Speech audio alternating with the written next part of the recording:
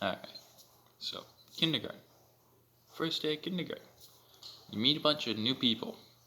And for some people, that's really exciting and lots of fun.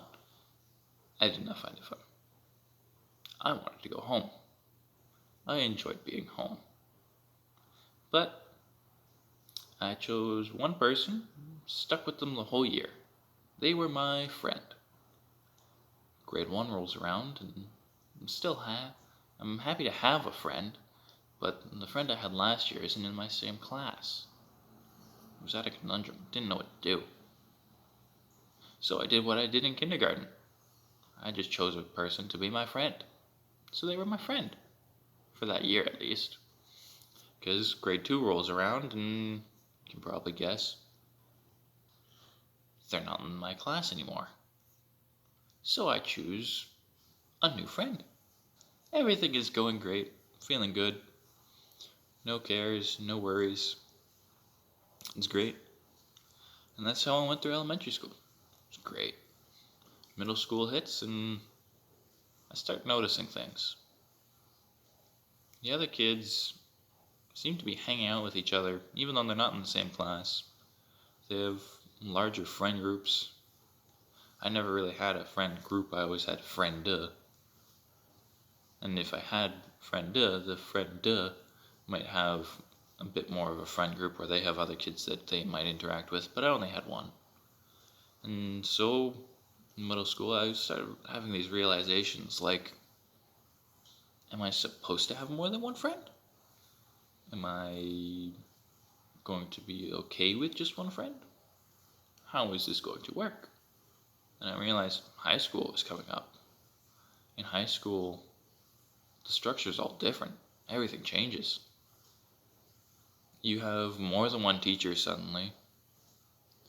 You don't have a homeroom. You don't have just one set of classmates. Suddenly, everyone in your grade is your classmate. And that means I can't choose just one classmate to be my friend for that year. And so I was kind of stuck. I didn't know what to do. But what felt like the first time in my whole life at that point, I had my friends choose me instead of me choosing my friends.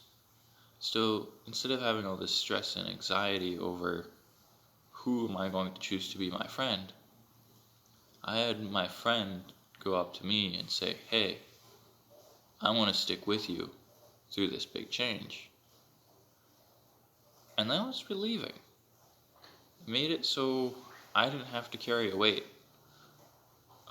of learning new things. And so we ended up sticking together through all of high school.